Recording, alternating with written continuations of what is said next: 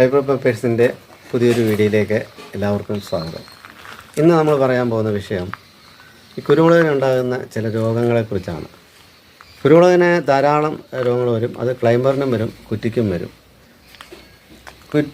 കുരുമുളകിന് വരുന്ന രോഗങ്ങൾ പ്രധാനമായിട്ടും ഈ ഇല മഞ്ഞളിപ്പ്, ഇതിൻ്റെ തണ്ട് കൊഴിച്ചിൽ, ഇലയുടെ സൈഡിലൂടെ ഒരു ഇലപ്പേൻ എന്ന് പറഞ്ഞാൽ അതിൻ്റെ സൈഡ് ഇതിട്ട് അതിൻ്റെ ഹരിതം തിന്ന് തീർക്കുന്ന അതിൻ്റെ ഇലയുടെ അടിയിൽ കൂടെ ഒരു ഫംഗസിൻ്റെ ആക്രമണം, ഇങ്ങനെ അനേകം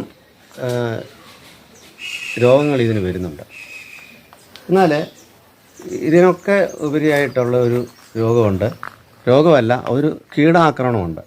ഇതിൻ്റെ തണ്ട് തുരുപ്പൻ ഒരു പുഴുവുണ്ട്. തണ്ട് തുരുപ്പൻ പുഴുവിൻ്റെ ഇതിൻ്റെ ഒരു ഉദാഹരണമാണിത്. ഈ ചെടി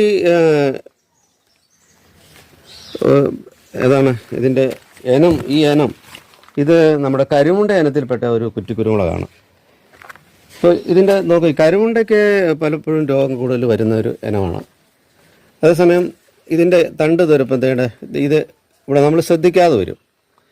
ഏറ്റവും അപകടകാരിയായ ഒരു കീടമാണിത്.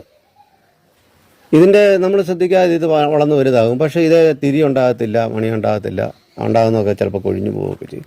അന്നേരമായിരിക്കും നമ്മൾ ഈ തണ്ടുതുരുപ്പിൻ്റെ കാര്യം ശ്രദ്ധിക്കുന്നത്. ഇത് ചെറുപ്പത്തിലേ തന്നെ അതിൻ്റെ കണ്ട ഉടനെ തന്നെ ഇതിനെ എടുത്ത് നശിപ്പിക്കുക എന്നുള്ളതാണ് ഇതിൻ്റെ ഒരു പ്രതിവിധി. അല്ലാതെ കീടനാശിനി പ്രയോഗങ്ങളൊക്കെ ഉണ്ട്.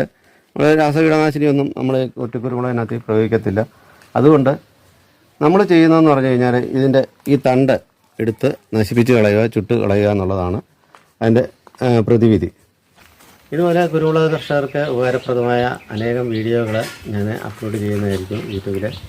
എൻ്റെ ചാനൽ നിങ്ങൾ സബ്സ്ക്രൈബ് ചെയ്യണം. വീഡിയോ ഇഷ്ടമായെങ്കിൽ ഷെയർ ചെയ്യണം, ലൈക്ക് ചെയ്യണം, സപ്പോർട്ട് ചെയ്യണം.